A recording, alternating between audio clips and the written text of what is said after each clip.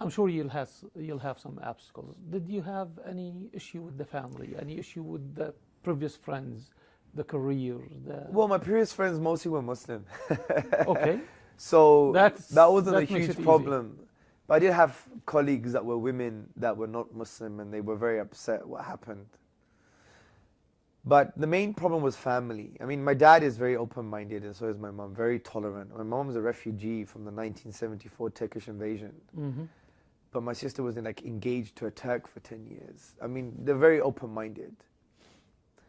But my dad was mostly upset, not because of the cultural change. Yes, my mom was upset because I changed my name, which I shouldn't. What year was that, by the way? I forgot. This was 2002. Oh, right after 9/11. Now, where Islam is really Yeah, a of course. problem. I Yes. mean, come on, where are you going, eh? Yes. So my dad was upset because he said, "Why are you going backwards for? The things I taught you was moving away from religion, being progressive, liberal, humanist, spiritual."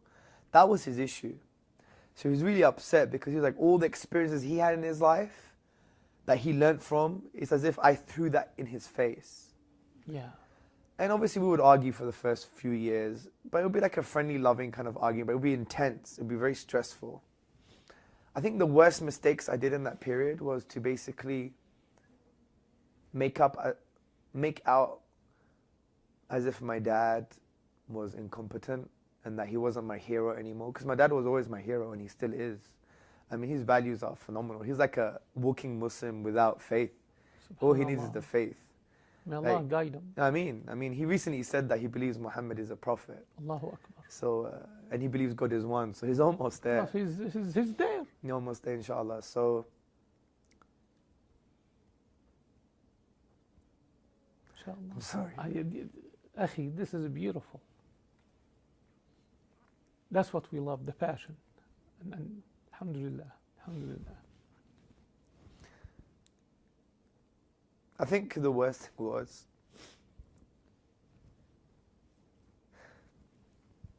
and this is advice to new Muslims, that subconsciously, just because you've found the truth, you think everyone who loved you is baseless now, and you want to try and make sure that they're wrong and they're bad. And that's what I tried doing with my father, because he was a hero to me, but he wasn't Muslim, and I became Muslim, so what do I do with this hero?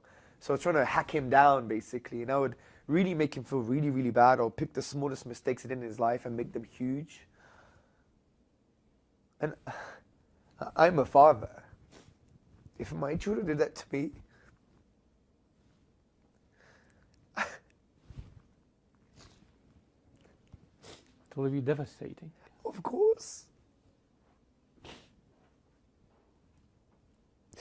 You know what? He is a very lucky father. He really is. So I was really bad to him for many years. And I went on this kind of psychology course that makes you realize how bad you are, right? Like, you know, it's your fault, take power in the relationships you have in your life. And I realized that I treated my dad so bad. So I called him up after 6 years or something being a Muslim. And I said, "Dad, I need to speak to you." He was in Greece nursing my grandfather. You know, my dad was a very nice guy. He was wiping his backside, changing his clothes, and he nursed That's my. a wonderful man. Of course, he nursed my granddad for 3 years, and I never knew he could do it. I was really, really, really, really impressed with my father, because my dad is a very loving guy, but he hates blood and he hates mess. Anyway, so I called my dad. I said, "Dad, I want to speak to you." He's like, you know, I hardly speak to him now, right, at that time. He thought something happened to the grandchildren or what's going on. So I said, "Dad, I want to let you know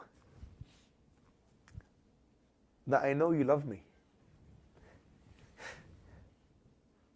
I know you love me, and everything you've done is because you love us." Like, my dad used to work for 76 hours in a row. He wouldn't eat. He would just drink coffee. He was a laborer. He was in the factories. And he wouldn't eat at all. And he would come back tired and shattered. He had lots of varicose veins because he used to iron clothes as well. So I said, "Everything you did is because you love us. Even the mistakes you've done, And I said to him, you're my hero. You know, he gave all of his inheritance to his brother just to keep his family together. My dad has nothing, zero. We Muslims don't even do that. As you said, he's a Muslim without knowing Exactly. or without adopting the faith or Yeah. professing the faith. But Of now you course. said, Like my dad would stay awake for other people to sleep.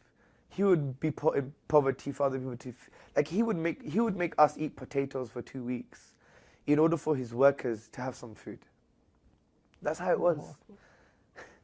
may Allah bless him. I mean, so I said to him, you're just a great guy.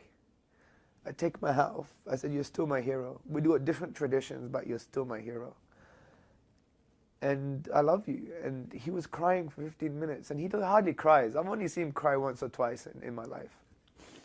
And then he called my mum up in the evening, and he said to my mum that he's ready to die. He felt like a complete parent.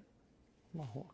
So, but now our relationship is great. I could talk about hadith, Islam. He loves what the Prophet had to say, sallallahu alaihi Well, wasallam. tell me,